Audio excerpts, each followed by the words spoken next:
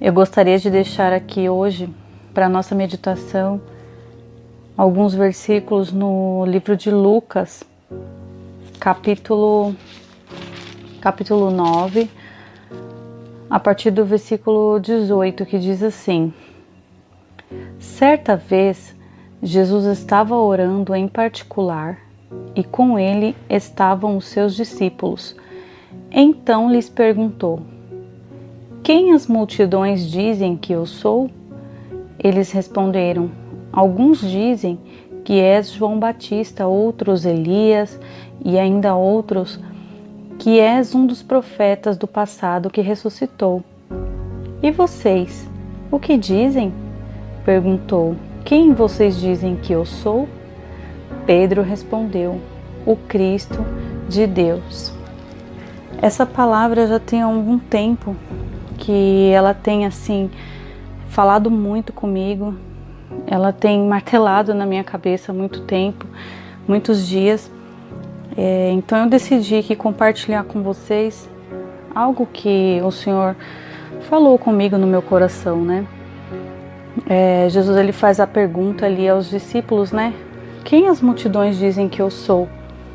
E ali eles respondem que a multidão diz que alguns dizem que é João Batista, outros Elias.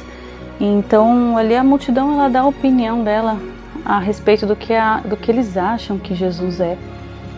Mas quando Jesus dirige essa pergunta aos discípulos, Pedro, ele de pronto ele responde: O Cristo de Deus. E quando eu li essa mensagem, foi como se eu escutasse Deus falando no meu coração. Sabe, Silene, as multidões, eles não sabiam exatamente quem o mestre era, não sabia quem eu era, porque eles não andavam comigo, não tinham uma intimidade comigo.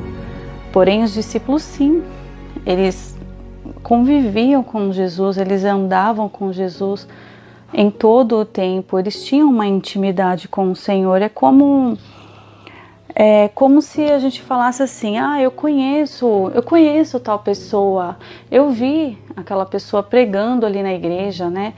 Às vezes a gente sabe quem é aquela pessoa, mas não sabe nem exatamente qual é o nome dela. A gente não sabe quem é aquela pessoa de fato, mas as pessoas próximas àquele homem que estava pregando, elas vão saber quem ele é de verdade. Verdadeiramente quem ele é. Quem só vê vai falar: eu conheço aquela pessoa, mas conhece de vista, não conhece exatamente quem a pessoa é, né? Mas os discípulos, eles conheciam Jesus intimamente, né? Por andar com ele, por estar com ele todo o tempo. Quando Jesus fez a multiplicação, quem distribuiu os alimentos, quem estava presente ali, quem viu tudo? Os discípulos. Quando Jesus acalmou a tempestade ali, quem estava com Jesus? Os discípulos. Quando Jesus andou sobre as águas, quem viu, quem estava com Jesus naquele momento? Os discípulos. Então, a intimidade que eles tinham com Jesus fez com que eles conhecessem Jesus verdadeiramente, que eles soubessem que Jesus era o Cristo de Deus. Então, o que trouxe para mim essa palavra, essa mensagem, é que nós precisamos ter essa intimidade, a gente precisa conhecer Jesus realmente quem ele é, não só de ouvir falar, né? De falar assim: eu conheço Jesus, mas conhece de verdade, verdadeiramente, tem intimidade com Jesus? Então, isso falou muito ao meu coração. Como a gente vai ter essa intimidade com Jesus? Andando com ele, estando com ele o tempo inteiro, assim como os discípulos faziam naquela época. Eles comiam e bebiam, onde Jesus estava, eles estavam atrás, né? Então é isso. Hoje a gente não pode fisicamente estar atrás de Jesus, mas a gente pode, através da palavra de Deus ali, a meditação diária, a oração, seguindo os mandamentos de Jesus, a gente acaba se tornando muito parecido com Ele, a gente acaba tendo essa intimidade com Ele, né? A partir do momento que a gente lê a palavra e a gente começa a obedecer os mandamentos de Jesus, automaticamente a gente está conhecendo Ele.